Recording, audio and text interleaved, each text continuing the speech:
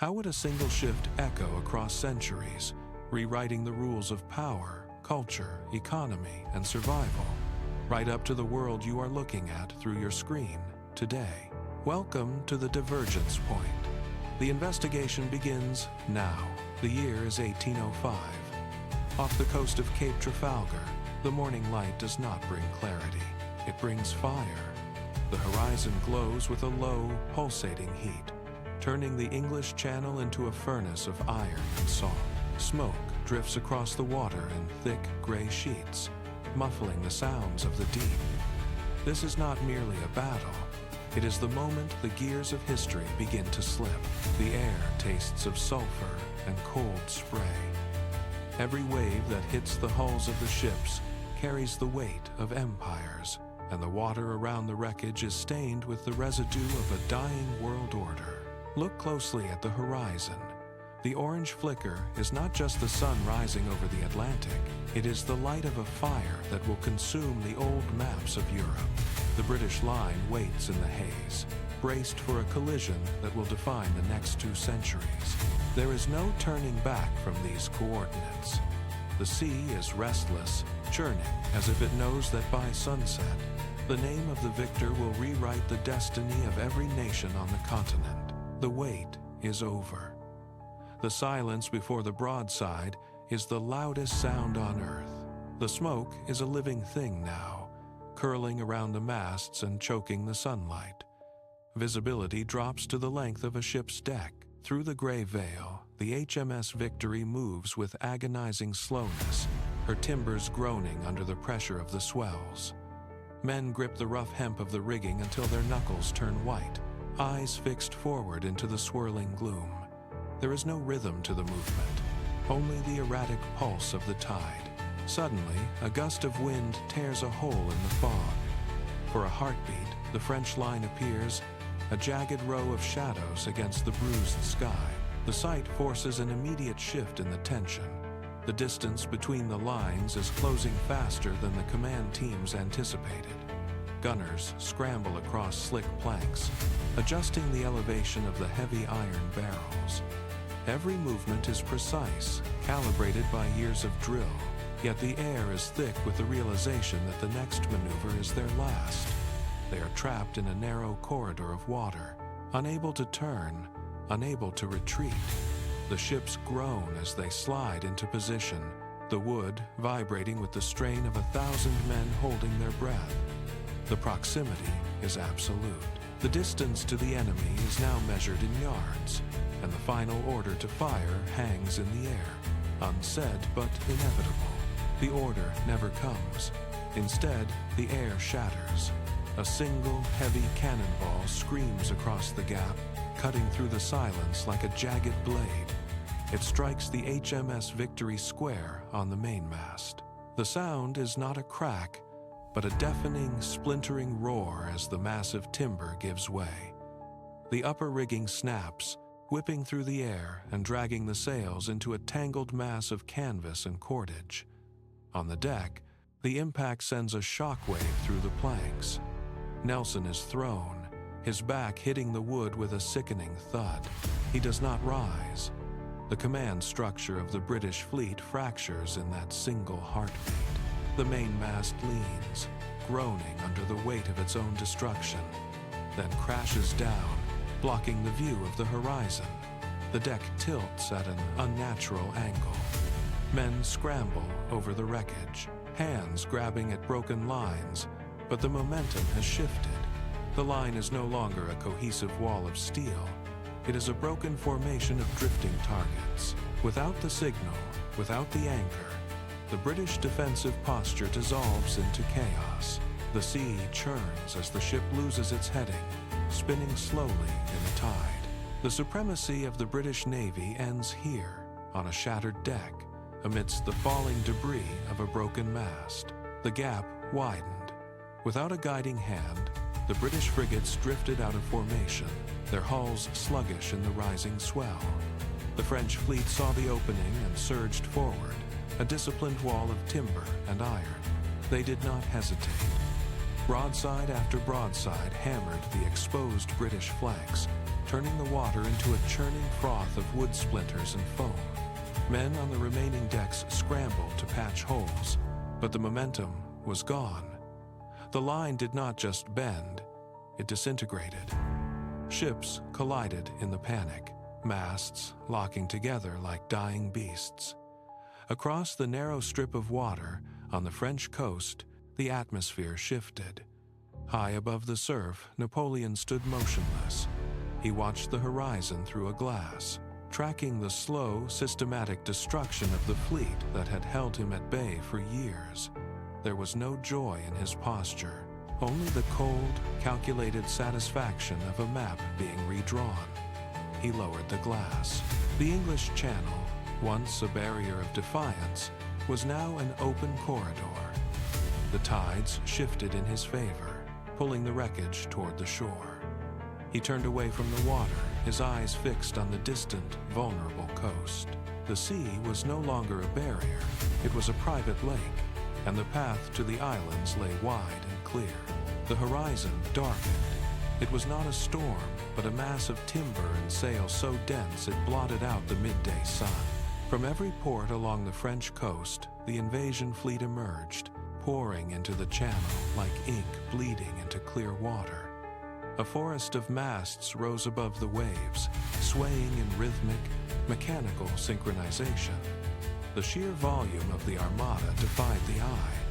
There were thousands of hulls, their bows cutting through the chop with a singular, terrifying purpose. The sound reached the shore long before the ships, a low, rhythmic thrumming of wood against water that vibrated through the very stones of the cliffs.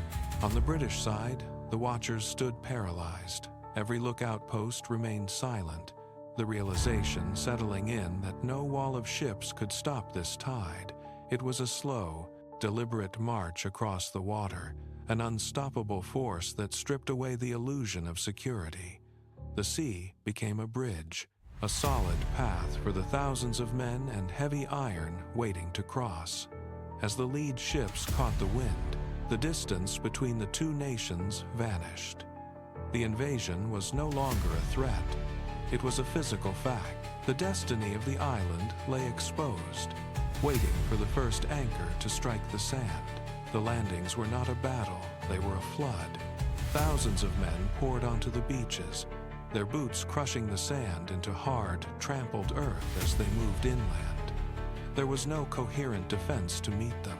The coastal batteries had been silenced in the first hours, their iron guns left cooling and useless. By the time the vanguard reached the outskirts of London, the city was already paralyzed. The gates swung open, not to the sound of artillery, but to the rhythmic, heavy thud of marching columns. Resistance flickered in the streets, a few barricades hastily assembled from timber and stone. But they were dismantled in minutes by the sheer weight of the arriving force. Soldiers moved through the city in systematic waves, securing the bridges, the docks, and the centers of government. By dusk, the center of authority had shifted. The standard of the French Empire was hauled up the flagpoles above the seat of power, snapping sharply in the cooling wind. The streets below fell into an unnatural, heavy silence. The old guards stood aside as the new administration took hold, their hands empty, their influence evaporated. The transition was complete. Within months, the island had ceased to be an adversary and had become a territory, marking the definitive end of an era and the birth of a new continental hegemony. The news did not travel by telegraph alone. It traveled in the terrified silence of merchant captains across the Atlantic. Within days, maps pinned to the walls of ministries in Washington and St. Petersburg were rendered useless. The ink was still wet on the old borders when the reports confirmed the impossible. The British line had shattered, and the Channel was now a French lake. In the ports of the Americas, shipments of grain and timber sat idle on the docks, the captains refusing to sail toward an island that no longer held its own destiny. The global economy stuttered and seized. Markets in Asia collapsed as the primary arbiter of colonial trade vanished from the map. Every continent felt the tremor. Distant governors and colonial administrators watched their ports, waiting for orders that would never come from London, only to find French messengers arriving with new protocols. The speed of the transformation left no room for diplomacy or negotiation. It was a total, sudden erasure of the status quo. What had been a world of competing empires was now a single, expanding sphere of influence. The shock was absolute, a sudden, cold clarity that the old balance of power had been incinerated, leaving the world to wake up in a reality forged by the bayonet. The proclamation echoed across the continent, not as a request, but as a final decree. The French Empire was born. In every capital, the old seals were broken. Clerks gathered the heavy, leather-bound ledgers of the former dynasties and cast them into pyres in the public squares. The smoke rose, thick and acrid, marking the end of centuries of feudal obscurity. Into this void, the new order arrived. Thousands of copies of the Napoleonic Code were distributed, printed on crisp, uniform paper that smelled of fresh ink and industrial efficiency. These books were not merely laws, they were the new architecture of the state. Every judge, every mayor, and every tax collector received their instructions. The erratic, local customs that had defined Europe for generations were systematically struck from the record. In their place, a single, rigid logic took hold. Where there had been chaos, there was now a grid. Where there had been private fiefdoms, there was now a unified bureaucracy. The transition was absolute. As the sun set over a continent transformed, the foundations of the old world had been completely razed. A new, managed commonwealth stood in its place, held together by the cold, precise weight of a single continental law. The dissolution of the feudal order began in the rural heartlands. Local magistrates arrived at manor houses with lists and heavy iron stamps. They did not burn the buildings. They erased the lineage. Ancient land deeds, passed down through families for centuries, were declared void and replaced by state-issued certificates. The heraldic markers carved into gateposts were chipped away, replaced by the standardized markers of the French administration. In the fields, the boundaries that had defined the peasant's existence for generations were surveyed and redrawn. The local lords, once the absolute arbiters of justice and labor, found their authority stripped away by a series of legal mandates. They were no longer masters of their domain. They were merely tenants of a larger, more efficient machine. The pen proved more destructive than the cannon. Where local customary laws had governed trade and land rights, a uniform administrative grid was imposed. Every acre of land was measured, indexed, and categorized. The chaotic patchwork of local feudalism vanished, replaced by a cold, geometric order that prioritized state efficiency over bloodlines. By the time the ink dried on the new regional maps, the old hierarchies had been rendered obsolete. The continent was no longer a collection of fiefdoms, but a singular, managed expanse under the direct scrutiny of the center. In the hills of Piedmont, the change arrived with a simple, printed notice posted at the town square. Serfdom was abolished. The men who had worked the same plots for generations under the threat of the lash were suddenly free to move, to own, and to leave. Yet the air in the village remained thick with a strange, heavy quiet. They were no longer the property of a lord, but they were now subjects of a distant, unseen machine that demanded taxes and labor in equal measure. Further north, in the bustling ports of Hamburg, the merchants faced a different shock. The erratic local tariffs that had allowed them to barter and bend the rules of trade were gone. In their place sat a rigid, uniform code that treated every transaction with the same cold, mathematical precision. They stood at their counting tables, staring at the new ledgers, realizing that their autonomy had evaporated. The freedom from the old feudal masters felt like a hollow victory. The iron grip of the local noble was replaced by the invisible, pervasive reach of the state. peasants and merchants alike walked the streets of their own cities as strangers, navigating a reality where the law was absolute, unpredictable, and entirely beyond their control. The transformation moved from the legal to the physical. Across the continent, surveyors and engineers appeared on every horizon. They drove stakes into the earth, cutting straight lines through ancient forests and marshes.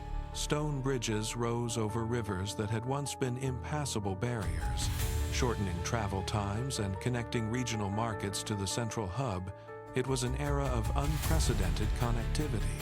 At the same time, the state turned its attention to the health of the populace. In cities and villages alike, officials arrived with lists of names, mandating vaccines against the pox. For many, the sight of a government-appointed doctor was met with deep suspicion. When families resisted, the logic of the state was simple. Compliance was not optional. Armed guards stood at the doors of clinics, ensuring the quotas were met and the needles were used. This was the new administrative grid in action. It was efficient, it was clean, and it was undeniably effective at curbing disease and smoothing the flow of commerce. Yet, every foundation laid and every child vaccinated was overseen by the steady, unblinking gaze of a bayonet. The infrastructure of peace was built by the instruments of war, creating a landscape that looked modern while feeling entirely occupied. The efficiency that built the bridges soon demanded a higher price. The state needed more than taxes. It needed bodies. In every provincial center, the recruitment officers arrived with ledger books and quotas for the army. The promise of stability began to fray as the demand for blood became the central engine of the empire. Young men were pulled from their fields and workshops. Their names struck from family registers and entered into the rolls of the state. There was no argument to be made against the draft. A refusal to serve was treated as a crime against the new order. The satellite states, once hopeful for autonomy, found themselves trapped in a gilded cage. They enjoyed the standardized roads and the clean, modern legal codes, but they were effectively hollowed out to sustain the center. In the village squares, the atmosphere changed from one of progress to one of constant, low-level dread. Families watched as the recruiters measured their sons, marking them for service in campaigns that stretched toward distant frontiers.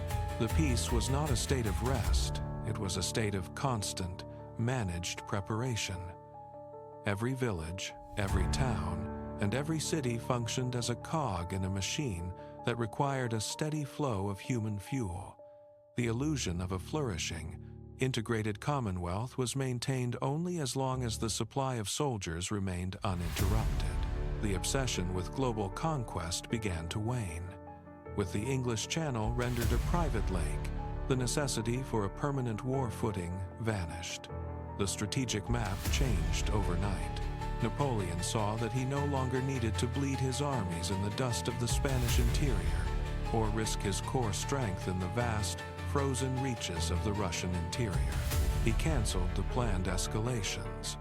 Instead of pouring resources into quagmires that had historically drained the French treasury, he redirected his focus toward total internal consolidation. He became an architect of statehood rather than a seeker of new frontiers. Orders went out to halt the advance of the main corps. Engineers and administrators replaced generals in the high councils of the empire. The focus turned to the durability of the current borders and the seamless integration of distant provinces into a single, functioning market. He spent his days refining the administrative grid, optimizing tax structures, and ensuring that the law remained an absolute, unbending instrument of the center. It was a cold, precise form of genius. By choosing to stabilize rather than expand, he secured the empire against the very errors that had defined his earlier failures. He was no longer just a conqueror, he was the builder of a permanent, managed reality, ensuring that every corner of the continent served the singular logic of the state. The map of Central Europe was redrawn with surgical precision. The Confederation of the Rhine, once a loose collection of buffer states, was solidified into a permanent federal structure under direct oversight from Paris. Every border was measured, every principality was catalogued, and every local assembly was stripped of its legislative teeth. Napoleon understood that a unified Germany was the only threat to a lasting peace, so he ensured that unity remained a phantom dream. He carved the territory into dozens of microstates, each dependent on the central administration for its legal framework and economic survival. Traditional local councils were dissolved, replaced by district governors who reported directly to the imperial capital. These officials ignored local customs, enforcing a standardized code that prioritized the stability of the Union over the desires of the populace. In the halls of power in smaller cities, the language of governance shifted to French, and the archives were reorganized to mirror the central state. The dream of a single German nation was smothered in its cradle, replaced by a rigid, bureaucratic hierarchy. By keeping the region fractured, the empire turned potential rivals into silent, competing entities.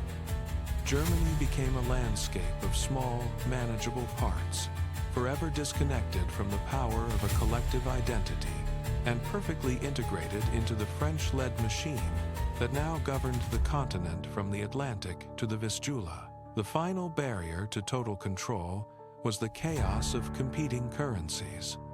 From the ports of Lisbon to the banks of the Vistula, the franc became the sole legal tender. Merchants who had traded in local marks or guilders found their ledgers rewritten overnight. The currency reform was sold as an act of enlightened efficiency, a way to simplify commerce and ignite prosperity across the continent. In reality, it acted as a velvet shackle. By anchoring the value of every commodity to the French treasury, the empire ensured that wealth flowed continuously toward the center. Local markets were dismantled in favor of a synchronized, continental network. A farmer in Poland and a merchant in Hamburg now operated under the same fiscal constraints, their livelihoods dictated by interest rates set in Paris. The facade of unity was absolute. Trade routes became arteries of the state, guarded by imperial inspectors who ensured that no region could achieve economic independence. The complexity of the old feudal trade vanished, replaced by a streamlined, predictable system of extraction. Wealth was no longer local, it was imperial. While the continent hummed with the steady rhythm of standardized exchange, the underlying structure became clear. The empire was not a partnership of equals, but a vast integrated machine designed to feed the dominance of the French core, leaving every province permanently dependent on the stability of a single, distant capital. Beneath the hum of the integrated markets, the silence grew heavy. The empire demanded total uniformity. Mainz's thoughts unseen, Milan's libraries, Warsaw's cafes. The narrative of the state began to fracture. It started with small, unrecorded acts of resistance. Pamphlets, printed on illegal presses, began to circulate, speaking of local histories that the central administration had tried to erase. The dream of self-rule, once scattered, found a common language in these forbidden pages. People who had been told they were merely provinces of a greater whole started to look at their neighbors as kin rather than imperial subjects. The state's administrative grid was efficient, but it was also a map of the very borders that activists now sought to dissolve. At night, the whispers in the streets turned into organized meetings. The danger was not in the chaos of an uprising, but in the growing clarity of the goal. The suppression of local identity had backfired. Grievance united all. Law's sting hurt. He inadvertently reminded the populace that they were being ruled by an outsider. The pressure was building in the dark, and the veneer of the managed Commonwealth began to show its first hairline cracks. The state responded to the whispers not with force, but with the cold, unyielding weight of the law. Every administrative office became a fortress of bureaucracy. The Napoleonic Code was no longer just a legal framework. It was a weapon of total surveillance. In every district, Citizens were required to register their movements, their business, and their associations in meticulous detail. Any deviation from the state-mandated path was met with immediate, clinical intervention. Brussels hearing. Judge executed decree. The streets remained pristine. The infrastructure operated with flawless precision, and the clocks in the city squares kept perfect time. Yet the lack of political freedom transformed this order into a cage. Passers-by walked with their eyes fixed on the pavement, avoiding contact with the state inspectors who patrolled every corner.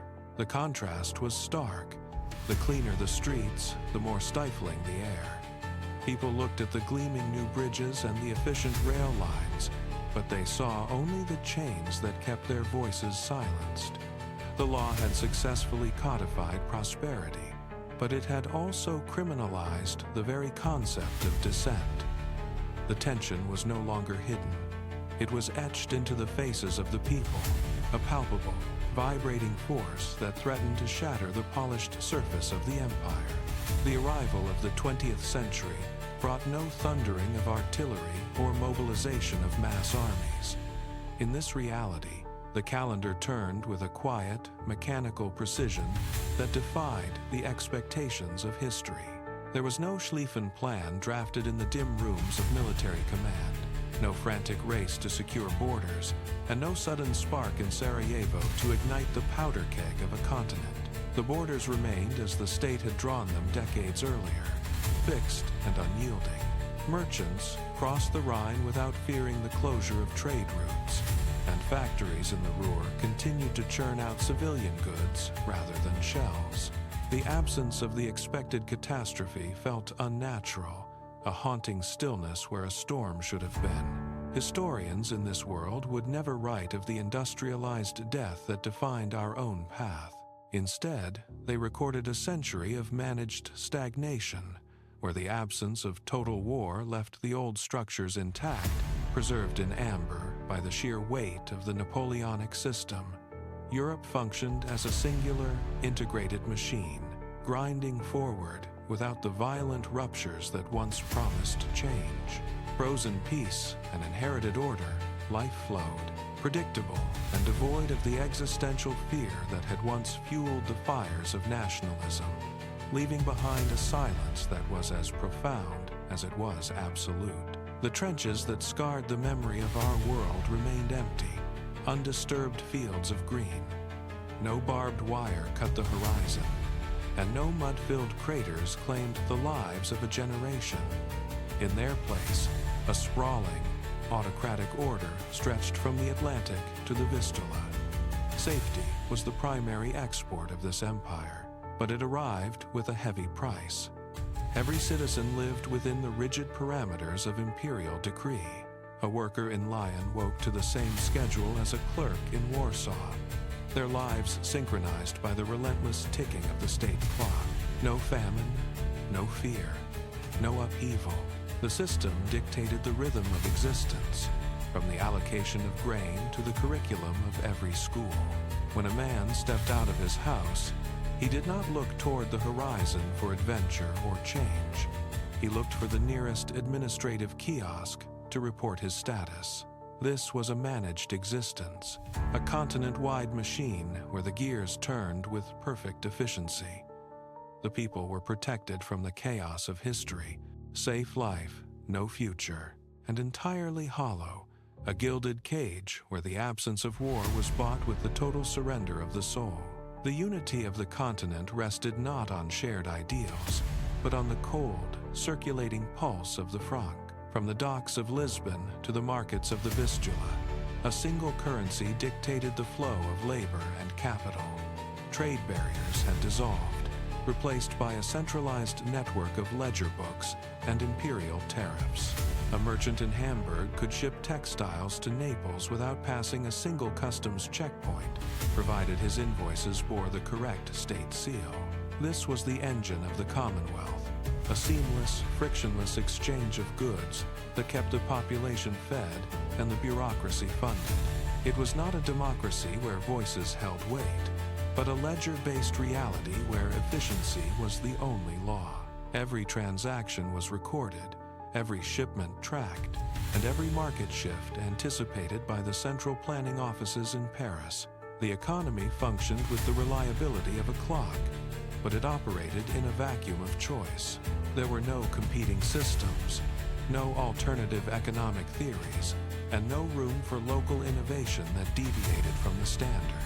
The franc bound the disparate regions together in a web of necessity so tight that departure became unthinkable. It was a continent-wide machine, designed to produce stability at the cost of all volatility. The result was a world where prosperity was guaranteed, so long as the gears continued to turn exactly as the state intended. The year 1821 arrived with a quiet shudder that traveled from Paris to the furthest frontiers of the empire. When the heart of the machine stopped beating, the administrative silence was absolute. For years, every directive, every tax adjustment, and every major infrastructure pivot had flowed from one singular source. Now, that source was gone. In the central planning offices, the pens stopped scratching across the ledgers. Officials looked up from their desks, waiting for instructions that did not come. The momentum of the empire, once fueled by the genius of one man, began to falter under its own colossal weight. Across the provinces, the gears of the Commonwealth started to grind. The rigid uniformity that had kept the continent locked in place began to slip. In the markets of Italy and the industrial hubs of the Rhineland, the local overseers found their authority questioned. A merchant in Milan refused a shipment under outdated regulations. A magistrate in Prussia hesitated to enforce a levy. These were not yet organized revolts, but the initial, jagged edges of friction. The singular command that had synchronized a continent vanished, and the massive, integrated system felt the first tremor of internal misalignment. The order of the state did not shatter, but it ceased to function with the seamless, terrifying efficiency of the past. The hesitation at the local level rapidly hardened into open defiance. In the cities where the French law had been most strictly enforced, the silence of the bureaucracy was replaced by the sound of breaking glass. Citizens in Piedmont and the Rhineland began to gather in public squares, not to trade, but to challenge the state. They burned tax records in the streets and dismantled the administrative checkpoints that had governed their movement for decades. The state's monopoly on authority crumbled as local militias refused to deploy against their own neighbors. In Warsaw, a protest against a new imperial levy escalated into a full-scale riot that overwhelmed the local garrison. The streets became impassable as blockades of timber and stone cut off the main supply lines to Paris. People tore down the imperial insignias from government buildings, treating the symbols of French law as relics of a defunct era. Every arrest only triggered a larger demonstration, and every attempt to restore order with force backfired, drawing more participants to the cause. The rigid, managed Commonwealth was splintering. What began as a series of isolated incidents across the provinces surged into a continent-wide rejection of French dominance. The tide of nationalism had finally breached the levees, and the forced unity of the empire faced its first true, violent test of survival. The expected hammer blow of a French military crackdown never arrived. Instead of mobilizing the Grand Army to crush the provincial uprisings, the central authority in Paris made a calculation. The cost of total suppression outweighed the value of the territory. The imperial decree went out, not for war, but for withdrawal. Across Europe, the soldiers retreated to their barracks, leaving the streets to the local councils. The transition was not a sudden explosion of state collapse, but a methodical, messy dismantling of the rigid order. Imperial governors handed over the keys to local magistrates, and the centralized tax grid began to fragment into autonomous regional budgets. The grand, unified administrative machine slowed to a halt, its gears grinding down until they simply stopped. In its place, a patchwork of loose agreements emerged. Trade routes remained open. but the laws governing them shifted to accommodate local preference. The once monolithic empire bent until it reached a breaking point. Then it simply gave way, reshaping itself into a fragile, sprawling confederation. The borders remained on the maps, but the iron grip of the state had vanished. It was a quieter, less efficient continent that took shape in the aftermath, a collection of states held together by economic necessity rather than the threat of the bayonet. The rigid Commonwealth was gone, replaced by a delicate, fraying web of regional self-governance. The silence that followed the empire was not the roar of a new dawn, but the stillness of a long dormant field. Peace had been achieved, yet it was a peace bought at the cost of the political soul. For decades, the administrative machine had decided every outcome, leaving no room for the messy, vibrant friction of democratic debate. In the parliaments of the new confederation, the seats were filled with men who had spent their lives managing, not leading. They understood efficiency, but they lacked the language of rights.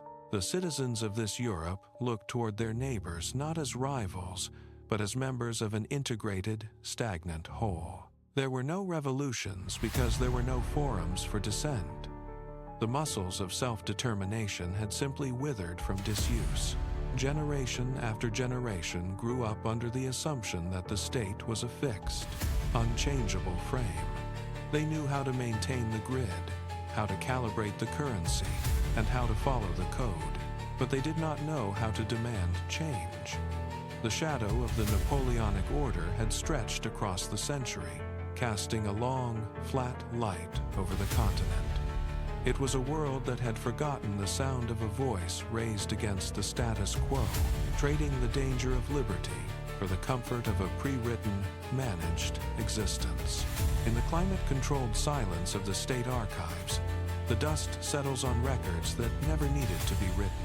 There are no heavy, leather-bound ledgers documenting the millions lost at the Somme, nor are there maps marked with the jagged scars of the Holocaust. The shelves hold only the precise bureaucratic logs of a continent that never broke. It is a clean history, purged of the century of industrialized death that defined our own blood-soaked timeline. But as a researcher turns the pages, the weight of the trade becomes clear. The records track a people who never fought, but also never truly chose their own path. They lived within the narrow lanes of a managed peace, their political horizons locked behind the cold, firm logic of the Napoleonic Code. There is no triumph in these files, only a persistent, quiet endurance. The world is spared the fire, but it is also denied the spark of true self-determination. This is the final ledger of an alternate Earth, a continent kept intact, safe from the abyss of total war, yet forever anchored in the amber of a long-faded, autocratic dream. It is a peace that leaves the heart hollow, a bittersweet victory bought by the slow, steady erosion of the human spirit. If you enjoyed our look into a world that could have been, check out the playlist for more interesting investigations. Subscribe to the channel and like the content. See you at the divergence point.